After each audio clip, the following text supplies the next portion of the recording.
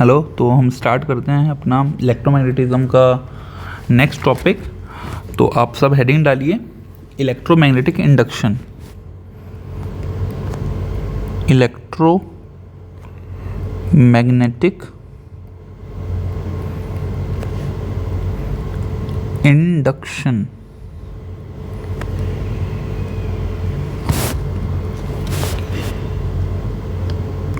Electromagnetic induction, ठीक है। तो सबसे पहला टॉपिक जो इलेक्ट्रोमैग्नेटिक इंडक्शन में आपको पढ़ना है, सबसे पहले आप ये जानेंगे कि मैग्नेटिक फ्लक्स क्या होती है। मैग्नेटिक फ्लक्स, ठीक है। देखिए, मैग्नेटिक फ्लक्स को सिंपली पहले आप डेफिनेशन लिखिए, उससे आपको काफ़ी कुछ क्लियर हो जाएगा। मैग्नेटिक फ्लक्स कुछ नहीं है, it is the number of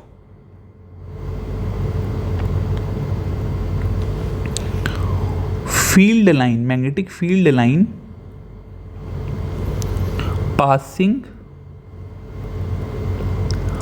perpendicular through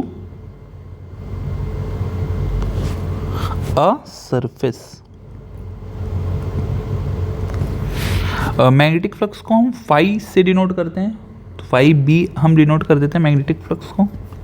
देखिए, पहले आप समझिए कि जो फाई बी होगा ना मैग्नेटिक फ्लक्स, ये डायरेक्टली प्रोपोर्शनल होगा मैग्नेटिक फील्ड के, और जो मैग्नेटिक फ्लक्स जो डायरेक्टली प्रोपोर्शनल होगा एरिया ऑफ सरफेस के। पहला आप ये दिमाग में डाल लीजिए, उसके बाद हम समझेंगे कि ऐसा क्यों है। चलिए, ये आप समझ के अब आप मुझे बताइए, अगर मैग्नेटिक फील्ड जो बी है वो ज़्यादा होगा, मीन्स ज़्यादा जो मैग्नेटिक लाइन है वो बहुत ज़्यादा करीब होगी बी के ज़्यादा होने से, और अगर एरिया ज़्यादा होगा तो जो सरफेस है जिससे वो मैग्नेटिक लाइन को परपेंडिकुलर होना है वो बढ़ जाएगा रेंज। तो यही तो क्वेश्चन है ना मैग्नेटिक फील्ड फ्लक्स का, कि ये नंबर ऑफ फील्ड लाइन किसी सरफेस से परपेंडिकुलर पास होने के लिए। तो अगर मैग्नेटिक फील्ड लाइन पास होगी मतलब बी ज़्यादा होगा, अगर एरिया ज़्यादा होगा तो और ज़्यादा लाइंस पास हो पाएंगी। तो यही तो मैग्नेटिक फ्लक्स बढ़ने का रीज़न होगा, फाई बढ़ने का रीज़न। मैग्नेटिक जो लाइन ऑफ फोर्सेस है वो अगर स्ट्रॉन्ग है, मींस बी मोर है, इसका मतलब ये होता है कि जो लाइन है ना वो क्लोज हैं, एक दूसरे के पास हैं। स्ट्रॉन्ग मैग्नेटिक फील्ड का मतलब ये होता है कि जो मैग्नेटिक लाइन है ना, फील्ड लाइंस, वो एक दूसरे के बहुत करीब हैं, ठीक है। तो जो फाई बी होता है मैग्नेटिक, जब इसको आप इक्वेट करके लिखेंगे तो ये जो होता है फाई बी, वो होता है बी ए कॉस थीटा। देखिए, बहुत जगह थीटा वीटा आ रहा है, पर हर थीटा अपने अलग अलग केसेस के हिसाब से है। अब मुझे बताइए, ये फाई बी का डायरेक्शन क्या होगा। तो यार फाई बी जो होता है ना, ये स्केलर क्वांटिटी है, तो इसका कोई डायरेक्शन वाला कॉन्सेप्ट नहीं लगेगा। क्वांटिटी देखिए, बी ए कॉस थीटा, तो इसको हम और कैसे लिख सकते हैं, phi B is equal to B vector dot area vector dot product. तो डॉट प्रोडक्ट का जो भी आंसर होता है वो क्या होता है, वो स्केलर होता है डॉट प्रोडक्ट का।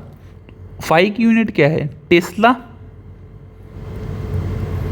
एरिया की यूनिट क्या है, मीटर स्क्वायर, तो एक यूनिट ये हो गई। टेस्ला क्या होता है, वेबर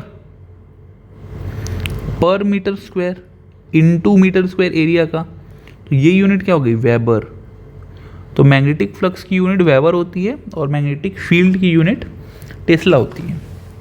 तो यहाँ तक आप समझ पाए। अब जब आपने मैग्नेटिक फ्लक्स को फील कर लिया है कि ये बी और ए पे डिपेंड करती है, जितना ज़्यादा मैग्नेटिक फील्ड स्ट्रॉन्ग होगा उतना फाई ज़्यादा होगा, और एरिया जितना बड़ा होगा उतना फाई ज़्यादा होगा मैग्नेटिक फ्लक्स। तो अब यहाँ पे हम समझते हैं कि ये जो कंक्लूजन है, फैराडे ने इसमें एक्सपेरिमेंट किया। तो अब हेडिंग डालिए आप, फैराडेज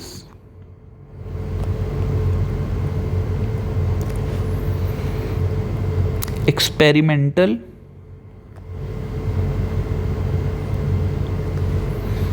ऑब्जर्वेशन।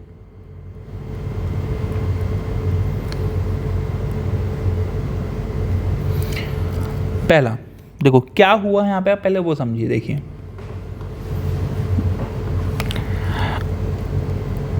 पहला एक्सपेरिमेंट जब उन्होंने किया तो उन्होंने क्या किया है कि ये बहुत सारी मैग्नेटिक बी है, मतलब मैग्नेटिक फील्ड, ये मान लीजिए ऐसा जा रहा था, तो ये बी क्या है, मैग्नेटिक फील्ड।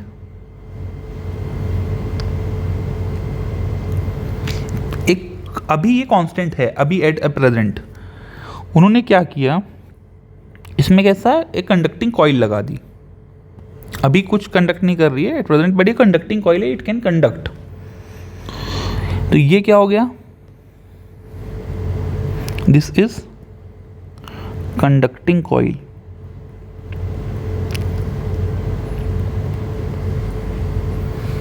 ये कंडक्टिंग कॉइल है। अब फेराडे ने अपने एक्सपेरिमेंट में एक चीज़ नोटिस की कि जब वो ये मैग्नेटिक फील्ड को चेंज कर रहे थे, ज़्यादा कम इस टाइप से जब वो चेंज कर रहे थे मैग्नेटिक फील्ड को, तो उन्होंने ऑब्जर्व किया कि इस कंडक्टिंग कॉइल पे करंट इंड्यूस हुआ। उनको यहाँ एक करंट फ्लो होता हुआ दिखा आई नाम से। मतलब क्या हुआ, ये जो करंट है ना वो पहले से नहीं था, ये जो करंट है ये इंड्यूस्ड करंट है।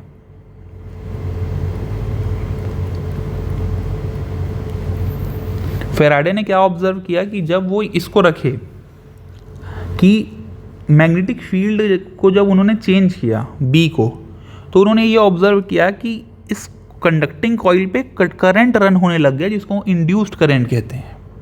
पहला एक्सपेरिमेंट ये था फेराडे का। दूसरा एक्सपेरिमेंट क्या था, अब उन्होंने क्या किया, ये मैग्नेटिक फील्ड लाइन है, मतलब मैग्नेटिक फील्ड है बी, तो इस बार बी को उन्होंने कांस्टेंट रखा। अब उन्होंने क्या किया कि ये जो कंडक्टिंग कॉइल है जो कि आर रेडियस की है, तो ये कंडक्टिंग कॉइल है, इसका एरिया उन्होंने चेंज किया, एरिया को चेंज किया।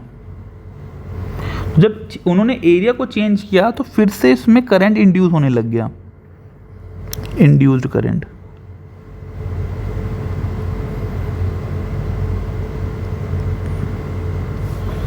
दूसरा काम उन्होंने ये किया। अब जब तीसरा उन्होंने एक और काम किया,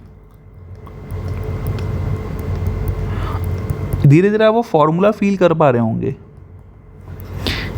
फिर से उन्होंने एक ऐसी कॉइल रखी, ये बी था आपका प्यारा सा बी। अब उन्होंने क्या किया, इस कॉइल को ऐसे रोटेट कराया, ठीक है, रोटेट। तो इस केस में क्या किया था, बी जो है वो कांस्टेंट था आपका, इस केस में एरिया भी कांस्टेंट था। इस केस में उन्होंने थीटा को चेंज किया,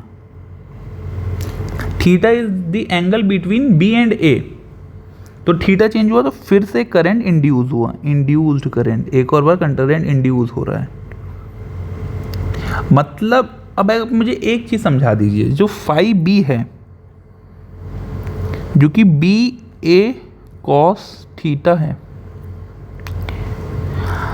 तो बी चेंज हो या ए चेंज हो या थीटा चेंज हो, इसका मतलब क्या है, मैग्नेटिक फ्लक्स चेंज हो रहा है।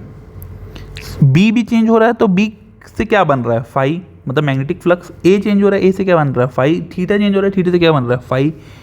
मतलब इन शॉर्ट उन्होंने ये ऑब्जर्व किया इस एक्सपेरिमेंट से कि जब भी आप मैग्नेटिक फ्लक्स को चेंज कर रहे हो, आप मेन की पॉइंट समझो कि यहाँ पे एरिया बी सिर्फ चेंज नहीं हो रहा है, एक्चुअली फ्लक्स चेंज हो जा रहा है, changes current induced, current induce हो जा रहा है, ईएमएफ वो भी बोल सकते हैं, ईएमएफ इंड्यूस हो रही है, फिर करंट इंड्यूस हो रहा है, तो हम करंट इंड्यूस बोल रहे हैं। यहाँ तक क्लियर हुआ चीज़ें, सिंपल है ये। चलिए अब इसको ही कंटिन्यू करते हैं और अब हेडिंग डालिए Faraday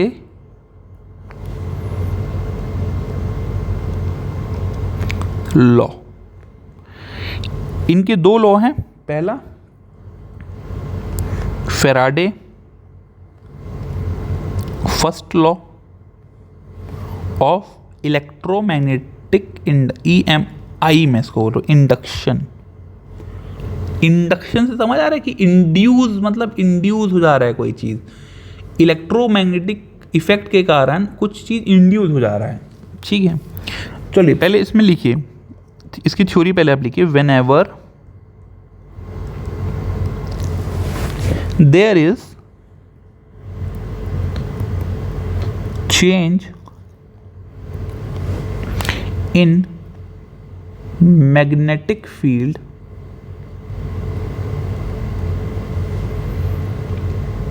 linked with a conductor, ये सारी चीज़ें मैंने आपको ऊपर बता चुकी है। अब मैं सिर्फ उसको एक थ्योरी जो उन्होंने लॉ दिया मैं वो बस बता रहा हूँ। An E M F is induced in a conductor if this conductor forms a closed coil and induced current flow through it। ये जो ऊपर हुआ है ना प्रैक्टिकली उसी का थ्योरी है बस। अगर इलेक्ट्रोमैग्नेटिक इंडक्शन आप जो फील कर रहे हो उसमें अगर मैग्नेटिक ये फील्ड नहीं है, माय बैड, ये मैग्नेटिक फ्लक्स है। हमने ऊपर फ्लक्स पढ़ा है ना, मैग्नेटिक फ्लक्स जब भी चेंज होगा तो एक ईएमएफ इंड्यूस होगी कि उस कंडक्टर में। Electromagnetic force is nothing but a potential difference, हमने पढ़ा था स्टार्टिंग क्लास में। तो अगर ये कंडक्टर को आप क्लोज कर देंगे तो उसमें करंट फ्लो होने लग जाएगा, दैट इज इंड्यूस्ड करंट।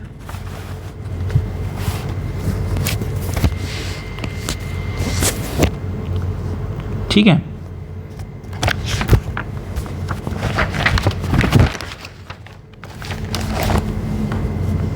ये सेम चीज़ हमने पूरा ऊपर पढ़ लिया, तो मैं अलग से एडिशनल थ्योरी इसमें नहीं लिखा रहा हूँ। ये पूरी चीज़ें मैंने आपको ऊपर डायग्राम के साथ बता दी है। चलिए अब इसका फैराडे का सेकंड लॉ देखते हैं। फैराडेज सेकंड लॉ, देखिए इंड्यूस्ड ईएमएफ बन गया, हमने पढ़ा ना अभी इंड्यूस्ड ईएमएफ हो रहा है, फिर क्लोज्ड कॉइल कर दे रहे हैं तो इंड्यूस्ड करंट हो जा रहा है। तो इस इंड्यूस्ड ईएमएफ की वैल्यू क्या है, तो ये लॉ सेकंड लॉ उसकी वैल्यू की ही बात करता है। ये क्या बोलता है, द मैग्नीट्यूड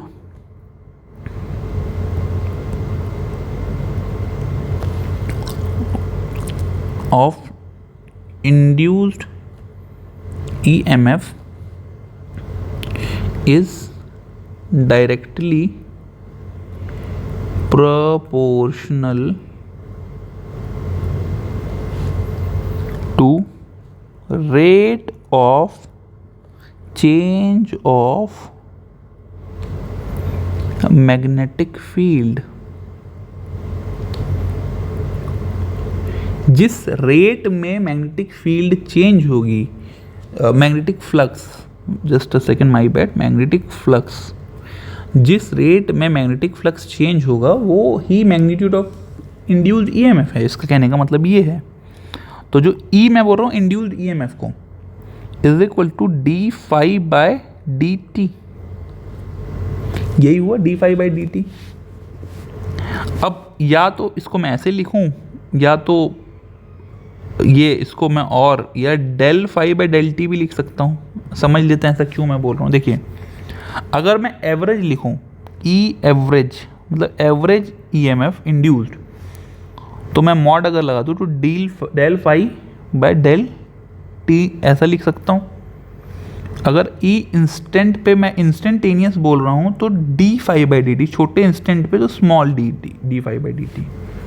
और इसको अगर मैं मॉड हटाऊँ तो E average is equal to minus del phi by del t, और वो इधर ई इंस्टेंट पे minus del phi by del d phi by D t. यहाँ तक क्लियर हो गया। चलो अब अगर मुझे इंड्यूस करंट तक मुझे धीरे से पहुँचना है। अब अगर मान लो इफ रेजिस्टेंस ऑफ कॉइल, जिस कॉइल में करंट फ्लो हो रहा है, इज स्मॉल आर ओम में है, I average is equal to क्या हो जाएगा, ओम्स लॉ लगाइए आप वापस, तो E average upon resistance, V equal to I R का ही फॉर्म तो है ये। तो ई एवरेज क्या है, डी फाई डेल फाई बटा डेल टी इंटू 1/r। इसी हिसाब से अगर ई आई इंस्टेंटेनियस पे मुझे निकालना है किसी इंस्टेंट पे, तो ई भी इंस्टेंट पे लगेगा अपॉन आर रेजिस्टेंस तो सेम होगा उस मटेरियल के लिए। तो ये मॉड में D phi by D T into 1/r, ये आप बिल्कुल याद रखिए, ये मेन है। चलिए एक छोटा सा क्वेश्चन हम करते हैं।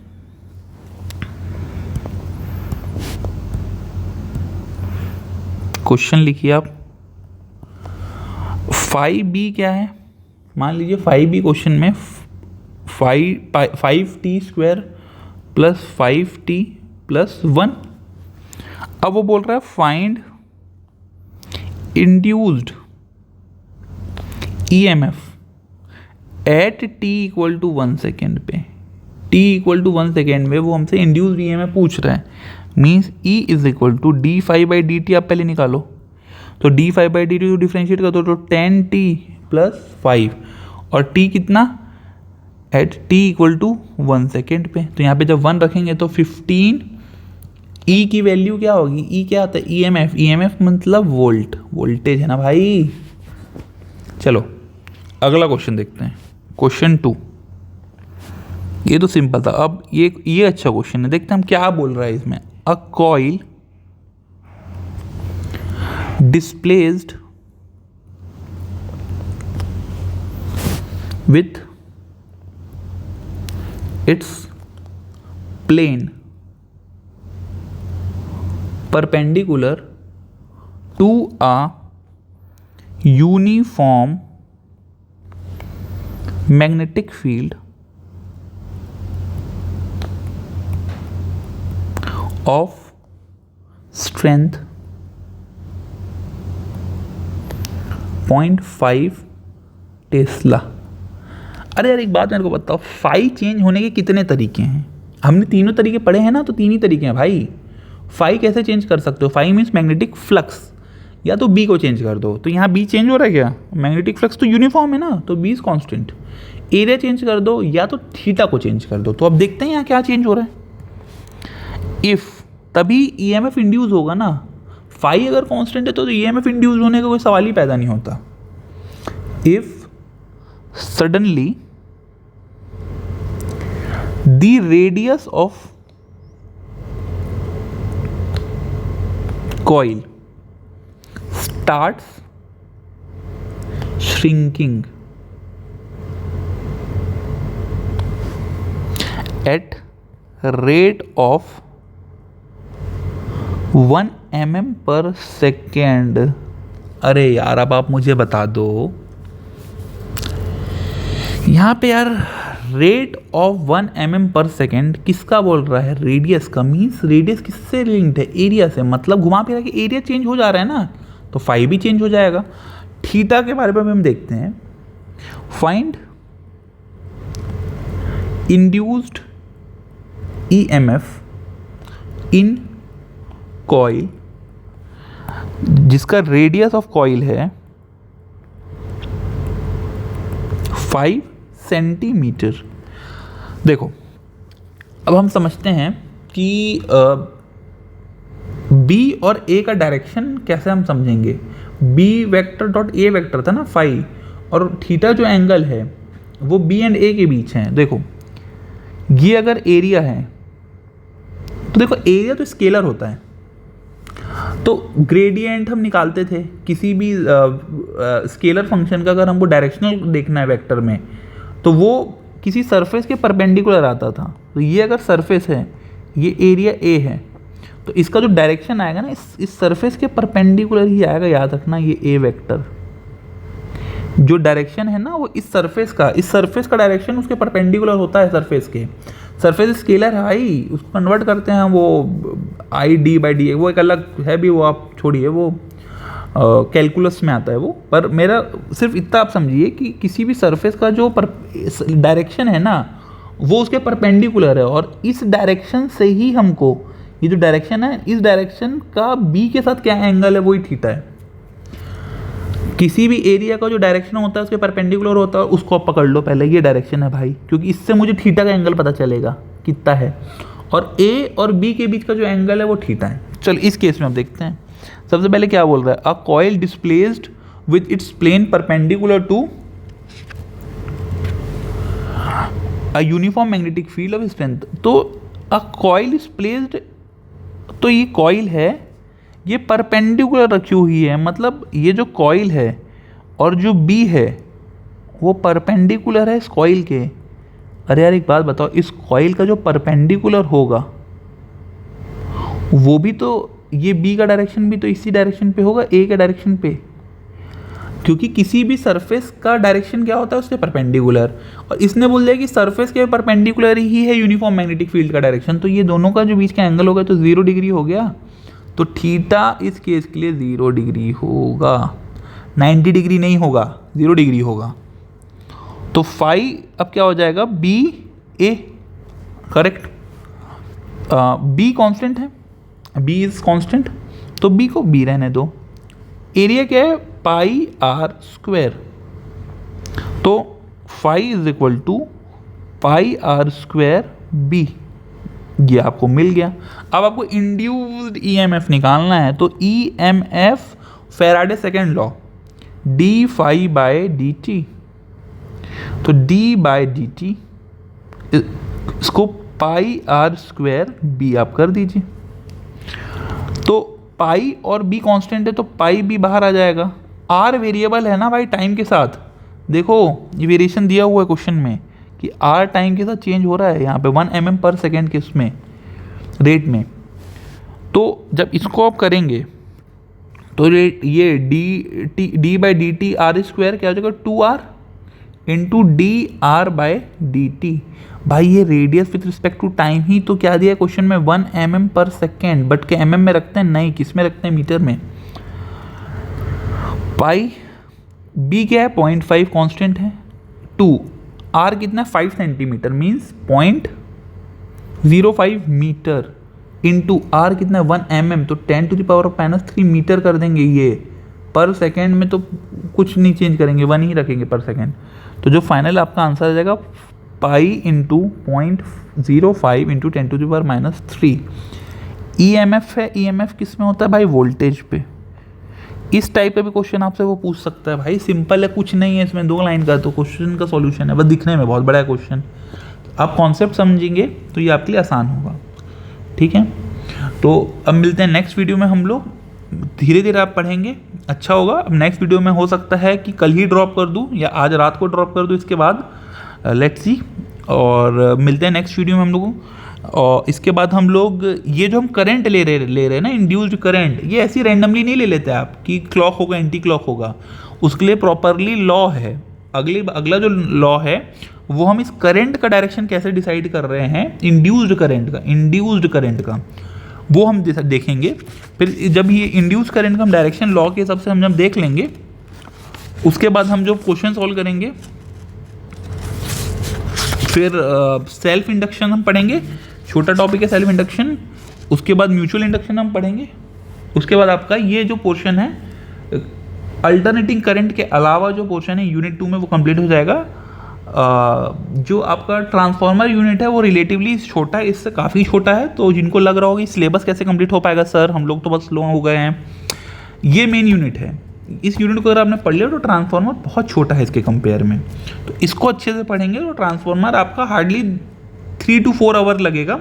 और वो मैं अपना तरफ से पूरा ट्राई कर रहा हूँ कि सैटरडे संडे को, इस हफ्ते के सैटरडे संडे को आपका ऑलमोस्ट सिलेबस में कंप्लीट करा दूँ। सैटरडे संडे को होगा क्योंकि मेरी छुट्टी रहेगी, सैटरडे संडे को हो सकता है मैं 5-6 घंटे का वीडियो रिकॉर्ड करके आपको 1-1 घंटे का वीडियो अपलोड करते जाऊँ, तो सिलेबस मेरे हिसाब से हो जाएगा आपका।